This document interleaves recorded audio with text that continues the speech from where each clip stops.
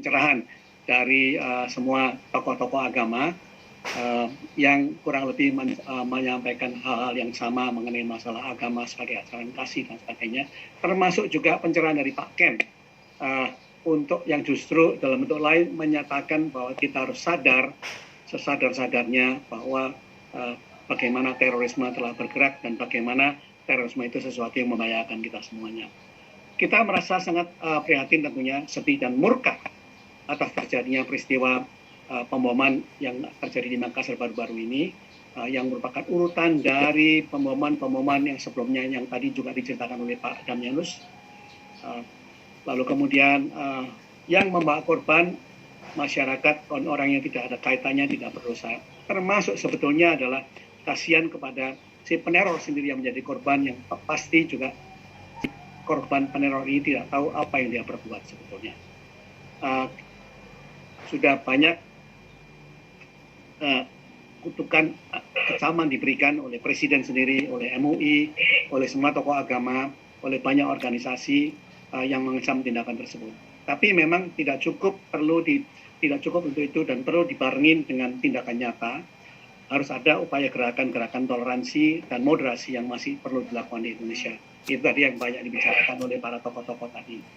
Secara menunjukkan bahwa terorisme banyak terjadi bukan hanya sekarang-sekarang, tapi sudah banyak di mana-mana jauh-jauh sebelumnya. Namun demikian tadi dikatakan juga oleh semua pimpinan pembicara bahwa terorisme tidak punya akar dalam agama. Perilaku terorisme tidak bisa dibenarkan dalam sudut pandang agama manapun.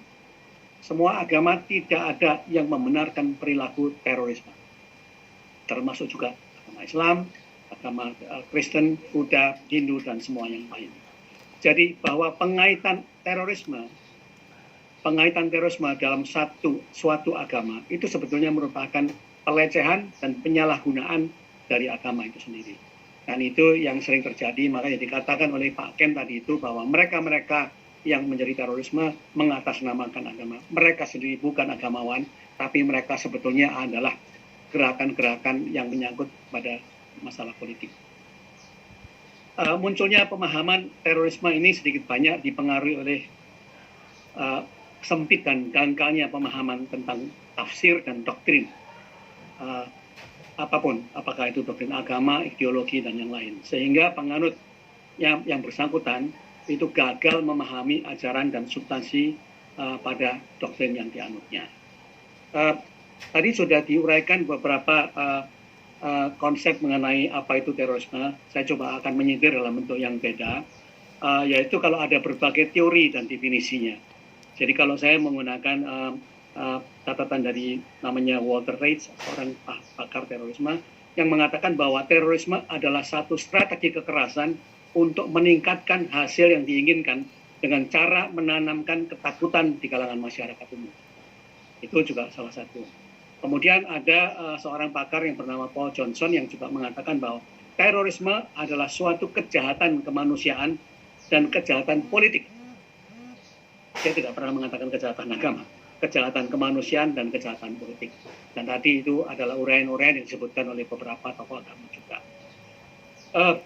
Konsep lain yang dari Burke namanya, dari United States State Department, mengatakan bahwa perbuatan terencana dengan motif kekerasan politik berupa kejahatan terhadap sasaran non-kombatan penduduk sipil yang bertujuan untuk merebut pengaruh masyarakat. Lalu kemudian tadi juga Pak Ida Pandita juga menyebutkan sedikit yang lebih filosofis, adalah misalnya merupakan satu tindakan kekerasan atau ancaman kekerasan yang merupakan bagian ilmu perang, tapi juga merupakan bentuk kegalakan atau ketidakaturan berpikir dan masalah dalam kepribadian manusia yang menciptakan ketakutan politik dan sebaliknya menaruh simpati secara buta, membabi buta. Itu yang juga terjadi. Jadi juga banyak ada satu buku yang menyebutkan, bahkan itu sebenarnya buku dari Pak Hendro Priyono yang menyebutkan, contoh lagi adalah misalnya jaringan Al-Qaeda, Osama Bin Laden, dan George Bush yang juga sama-sama teroris, karena keduanya adalah fundamentalis yang gemar melancarkan aksi kekerasan dan tidak peduli dengan darah warga sipil yang menjadi korban. Jadi itu berbagai teori. Atau singkatnya, kalau boleh saya singkatkan dari semua tadi itu, pada dasarnya karakter daripada terorisme adalah kejahatan kepada manusia, kekerasan, lalu kemudian korban masyarakat umum. Lalu kemudian motif pada umumnya adalah politik, kekuasaan, dan pemaksaan. Ya.